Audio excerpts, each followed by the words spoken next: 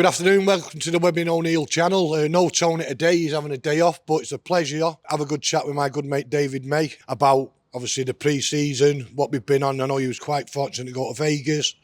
What did you think of the Vegas trip and the pre-season and the game itself? Well, the Vegas trip was obviously a great trip for myself. Yeah. Looking over the game, disappointed obviously the result, but I mean it doesn't.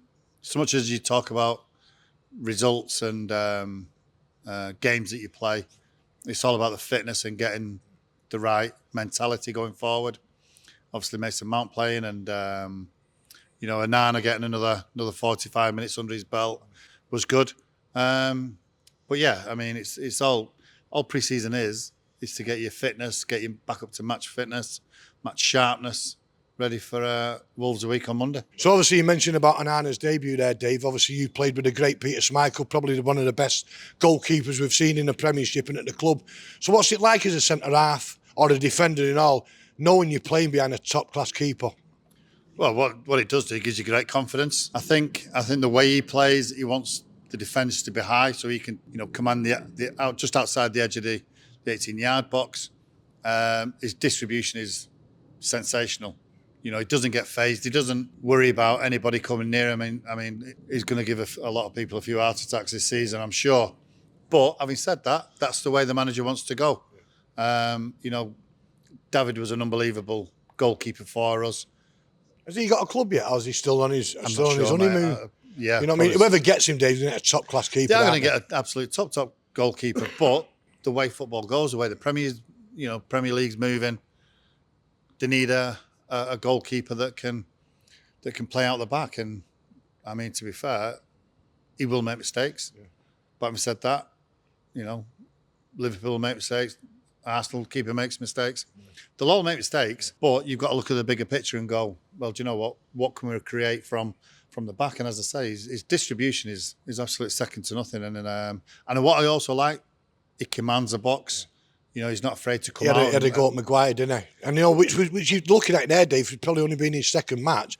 And for me to see that, I'm absolutely buzzing because that's one thing what Dave never did, really. No. I know Schmeichel used to give you, everyone an absolute Bruce here, absolute nightmare of a time sometimes, but so pleased when I seen that. It really... Well, the thing is, mate, if you're a goalkeeper and you're coming to Manchester United for so much money, one thing you don't want to do is start conceding goals. And you've got to start off on the positive front foot. So him going out there, whether it's Maguire, whether it's Varane, Martinez, it doesn't look phased by doing what he does and ripping heads off. And if that's the case, I'm all for it because I do think United just lack that at times. Somebody like a Keane, like a Robbo, who will have a go in and around the other players. It's all about one thing, and that one thing is winning games. Yeah. So obviously with the additions we brought in, we just spoke about the keeper. We brought Mason Mount in. Looks like we're getting the kid from Ireland, from Denmark. Where else do you think we need to strengthen? Because obviously there's going to be people leaving. There's talk of Fred this morning, Van der Beek. There's been talk of Maguire since probably about 6 months after he come to the club. And obviously what we don't want is for the strength of the squad to go down. There's no point. No, let's replace them with better players in the manager's eyes. Yeah. But we've got to make sure we got the right numbers because last year we got quite a few. When Eriksen got injured, it was going too strong for me in some of the cup competition. Now this year, I hope it brings more than the squad involved. So where do you think we need to strengthen? I'd certainly like another central midfielder, defensive midfielder. I think Amrabat has well talked about. He had an unbelievable World Cup. 26-year-old, so it's a perfect age. Just sort of like coming into the peak of his career, and not expensive. 30 million. As you say, if you can offload a couple, obviously, Fred's been mentioned, Scott's been mentioned. He'd be the addition that I would like to see. Certainly a centre forward. I know you just mentioned there. I do think we need a focal point, whether it's going to be, him or Marcus or even Jadon Sancho playing in a false 9 at the moment. Do you see a future here for Martial, or is that him done now? Because I've come on this channel, spoke to you, spoke to Kieran, Tony. I'm a big fan of Antony Martial. when he's fit, but that doesn't happen a lot now. We know what he can do on his day.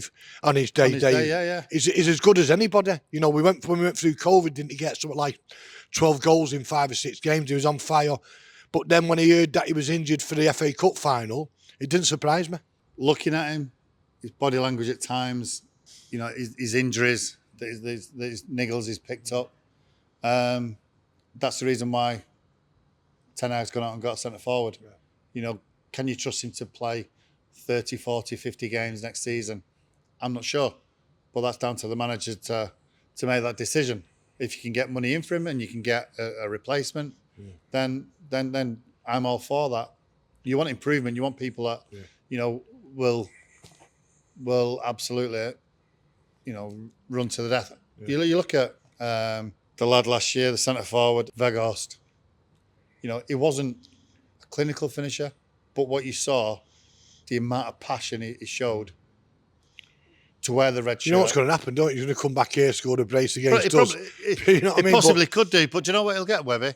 He'll get an absolute standing ovation. Correct. Because of the way he conducted himself on the pitch.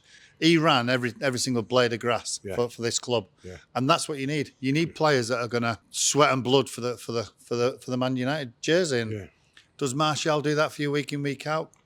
I don't think he does. No. Just before we wrap up, Dave, obviously, if someone said to me, when me and Tony was in that bar in August and the 4th goal was going in against Brentford, that we'd finish top 4, we get to 2 cup finals and win the first part, I would have laughed at you. So looking at who we get now, and obviously we've still got a few weeks before the window shuts and the season starts, but what's your ambitions for next season? What should United be looking for? Are we looking to push for the league? Are we looking at staying in the top 4? Are we looking to do well in Europe? What do you think for next season? Did we overperform last year? You know, two cup competitions, possibly, but that's down to the manager. That's down to Ten Hag doing what he did. He got the best out of a decent squad. You know, the signings he made were all very, very positive. You're going to see a better Antony this year, I would say. You know, he's coming to the Premier League. He will learn from last season. I'm positive, Webby. I really am. As long as you see progression and you see players coming into the team who want to fight for the club, then, you know, I'm sure the fans will be happy. You want another trophy, of course you do. Erik Ten Hag has a philosophy of winning trophies. Get that winning mentality. Yes, we've won 1 in his first year. Possibly could have had 2.